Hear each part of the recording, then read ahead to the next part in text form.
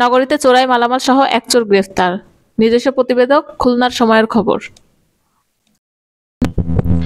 Sonadanga model থানা পুলিশের একটি টিম গত 1 মার্চ 2025 তারিখ শিববাড়ি মোড় এলাকায় অভিযান চালিয়ে ইয়াসিন বিশ্বাস, বয়স 18, পিতা মৃত মুকুল বিশ্বাস, সাং বসুন্দিয়া, থানা কোতোয়ালি, জেলা যশোর, এপি সাংজোড়া গেট, থানা খুলনা সদর, খুলনাকে গ্রেফতার করে। তার হেফাজত হতে 20 কেজি GIR উদ্ধার করা হয়েছে।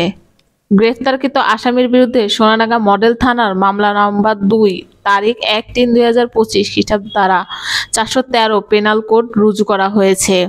আপনারা এতক্ষণ দেখছিলেন খুলনা সময়ের খবর। পরবর্তী নিউজের জন্য অপেক্ষা করুন এবং আমাদের চ্যানেলটা সাবস্ক্রাইব করুন, ফলো করুন এবং কমেন্ট করে আপনাদের মতামত জানান।